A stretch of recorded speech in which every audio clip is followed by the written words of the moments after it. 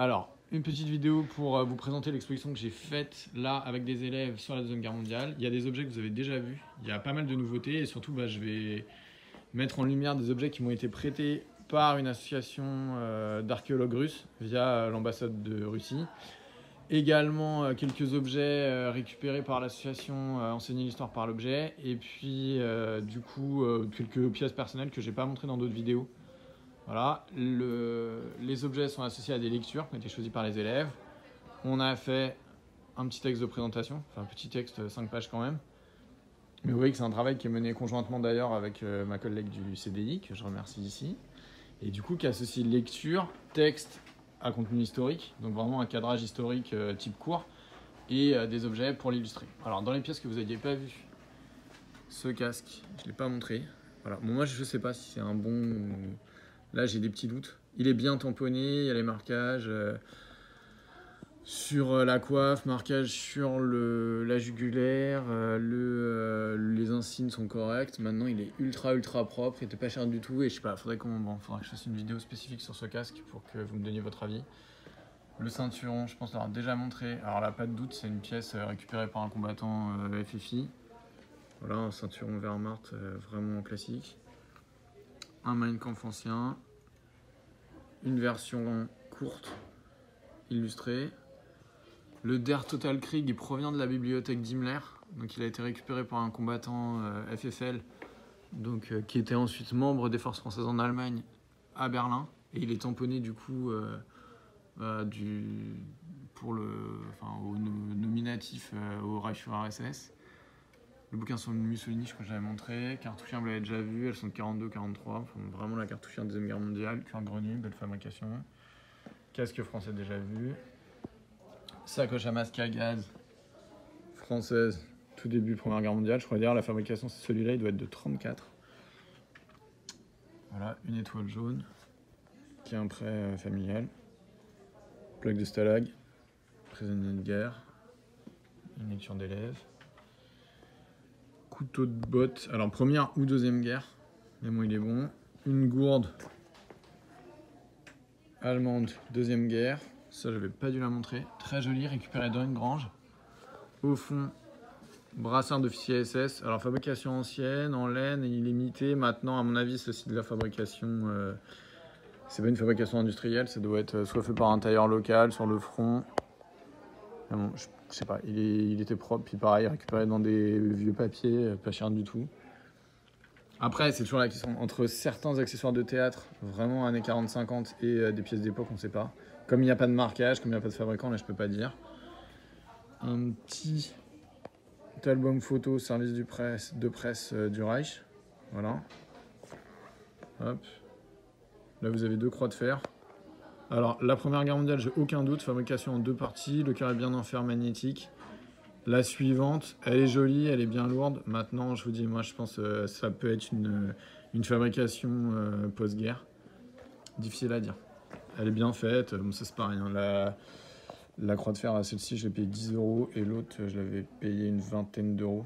Donc du coup, ça va, c'est des prix qui sont acceptables, tant pis. Maintenant, je l'ai précisé, voilà. C'est des objets, cet objet-là, il est un petit peu douteux, voilà. Alors, le casque anglais, troupe de Montgomery, la Afrique du Nord, déjà vu. Petit foulard anglais. Une cruche SRD, plutôt à mon avis fabrication Première Guerre mondiale, mais bon, c'est un petit modèle, facile à mettre en vitrine. Et puis elles ont été utilisées jusqu'aux années 50, hein, donc c'est pas, voilà, c'est compatible Deuxième Guerre. Casque anglais avec la jugulaire large, qui est typique fin de la Deuxième Guerre mondiale. Cette grosse jugulaire élastique, elle apparaît dans mes souvenirs un peu probablement du débarquement. Voilà. Un petit drapeau de marine. Bon là c'est pareil, c'est une pièce qui est indatable entre 1935 et 1960, difficile à dire, mais en tout cas c'est au plus récent, c'est guerre d'Algérie. Un joli sabre baïonnette pour le mousqueton Berthier. Poignée bakélite, puis la lame est bien propre, là aucun doute dessus. Plutôt à mon avis Deuxième Guerre avec ce cuir là rouge. Il fait très Spahi, troupe d'Afrique. Pareil, les surbottes, ça vient des affaires d'un officier français de Spahi. Un cuir rouge.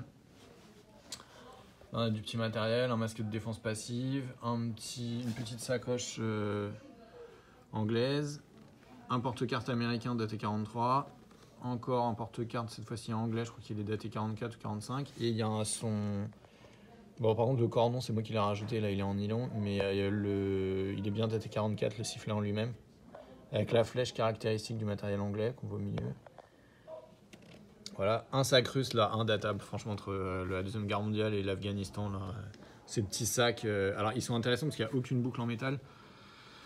Du coup, c'est des sacs qui ne valaient rien à produire et qui étaient donc caractéristiques de l'armée rouge dans son économie de minerais, donc qui était toujours plutôt qui dépensait pour fabriquer des balles, voilà, qui a gardé un fond d'économie de pénurie. Mais du coup c'est intéressant parce qu'on voit bien, enfin c'est ça qui parle toujours beaucoup. Il est nominatif et je l'ai récupéré avec des masques à gaz russes à l'intérieur, mais masques à gaz des années 60 quoi. Donc du coup il n'y a pas de date là-dessus, mais c'est un modèle qui apparaît pendant la Deuxième Guerre mondiale. Les bottes russes au fond, elles sont sympas parce qu'elles sont en cuir grenu allemand ou polonais. Là, donc sans doute fabrication en Allemagne ou en Pologne, tout début du pacte de Varsovie, années 40. Un sac américain qui était... Voilà. Celui-là, il était dans les affaires de mon grand-père. Voilà. Hop, le masque à gaz défense passive, je l'ai montré. Et alors, deuxième vitrine, là, il y a du neuf, du sympa. Alors déjà, le drapeau, il m'a été confié par un descendant de combattants FFL et il lui a été donné par un groupe. Donc, le drapeau qu'on voit à Croix-de-Lorraine vient d'un groupe de FFI d'Armentières. Il a été donc offert à la libération de la ville. Et donc ça, c'est vraiment une pièce historique, une pièce de musée. Vraiment très très chouette. Vous avez des jumelles américaines de 1942. Voilà, c'est aussi très jolie pièce, récupérée rien du tout chez Emmaüs. Casque bulgare, modèle 35 il me semble.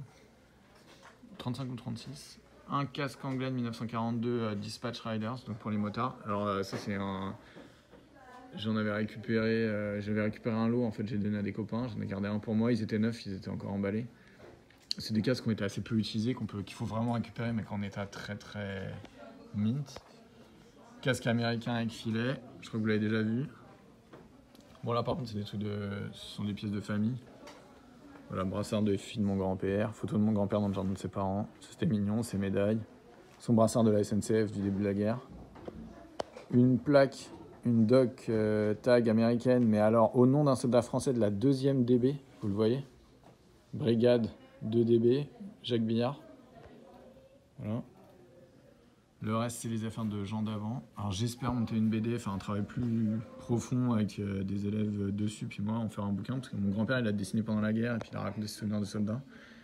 Donc ça pourrait être sympathique. Voilà, alors son unité, elle est ici. Donc ce sont des photos qui nous ont été sélectionnées et offertes par le CPAD, donc l'armée française, c'est assez cool. Voilà, donc ça c'est l'unité de mon grand-père, genre d'avant. Et puis du matériel que lui a récupéré après-guerre, mon seul casque par exemple, c'est...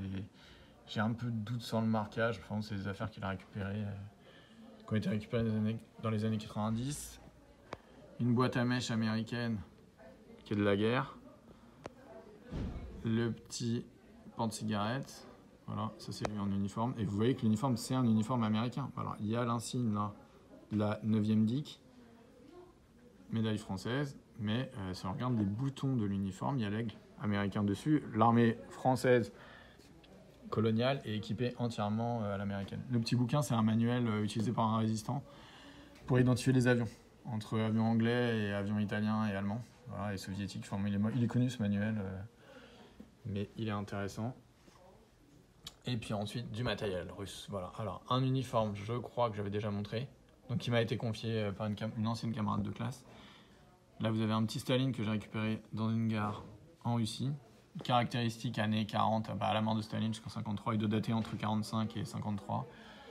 Voilà, la petite casquette années 50, là, elle est simple. Ouais, fin 40, peut-être début 50. En tout cas, c'est le modèle visière ronde, une seule gorge. C'est plutôt les fabrications entre 44 et 47.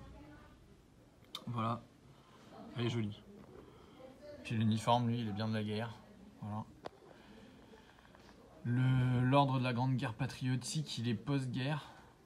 Mais il a un petit numéro, ça doit être quand même un ancien combattant. Et puis la médaille de Stalingrad, par contre, elle est d'époque. Voilà. Elle est contemporaine de la guerre. Le ceinturon aussi, c'est de la pièce contemporaine de la guerre. La veste, pas de doute.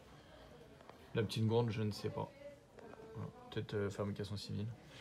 Là, donc les objets prêtés par le club d'archéologie Prolif qui fouille sur le front de l'Est avec l'accord des autorités russes. Et du coup, ça, ce sont des objets qui viennent d'un T-34 qui avait été attaqué par une unité allemande. Et ce sont les objets qui ont été retrouvés autour des corps de 2 soldats. Donc vous voyez, c'est le contenu de leur sac. C'est extrêmement émouvant. La petite salaire de l'armée rouge, là. RKKA. Le petit peigne. Une tasse émaillée. Un casque SSH 40. Voilà, du petit matériel d'infirmerie. Petite tasse, cuillère, enfin vraiment les objets des soldats. Un insigne, vraisemblablement de poitrine ou de casquette, on voit même plus ce que c'est. Les pièces de monnaie qu'un des soldats avait dans la poche. Une baïonnette Mosin Nagant. Une caisse à munitions qui a été percée de part en part, c'est vraiment une belle pièce. Encore un autre casque SSH 40 et puis un petit chargeur rond de PPSH. Voilà.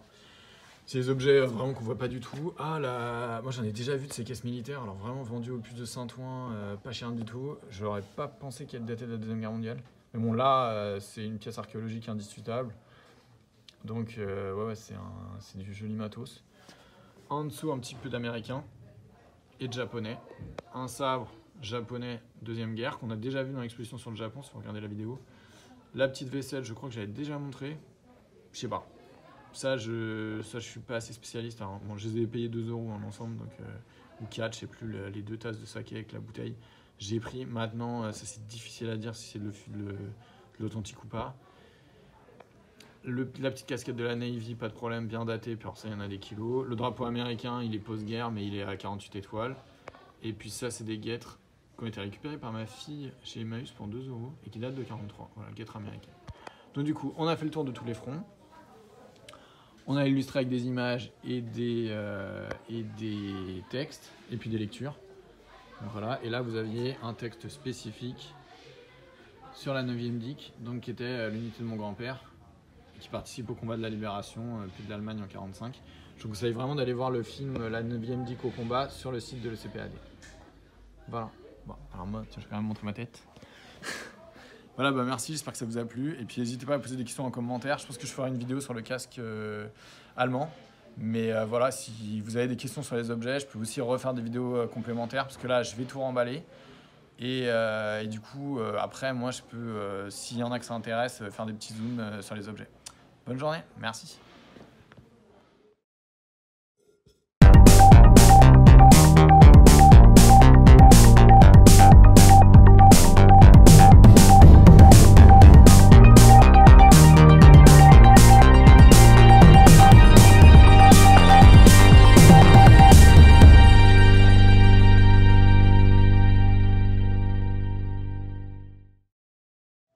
Alors, je fais un petit bonus avec les objets que j'ai pas pu présenter mais que je voulais montrer. Ce manteau, voilà, qui n'a pas été présenté parce qu'il n'y avait pas la place dans les vitrines. Mais alors ça, on est vraiment dans la fabrication autour de la Deuxième Guerre mondiale. Gros manteau en laine unité, mais boutons d'époque. Regardez-le bien. C'est vraiment une belle pièce. Donc ça, pareil, prêté par l'association d'archéologie, l'APRC. Les bottes, je les ai pas mises. Ça, c'est pareil, c'est des reconstitutions de pattes d'épaule et tout. Bon, j'ai pas mis. Ça, voilà, il y avait un peu de pantalon, mais ça, c'est pas vu en fait. Ça, c'est un kaki pas ancien. Ça, c'était guerre d'Afghanistan. C'est tous les trucs qui datent des années 70-80.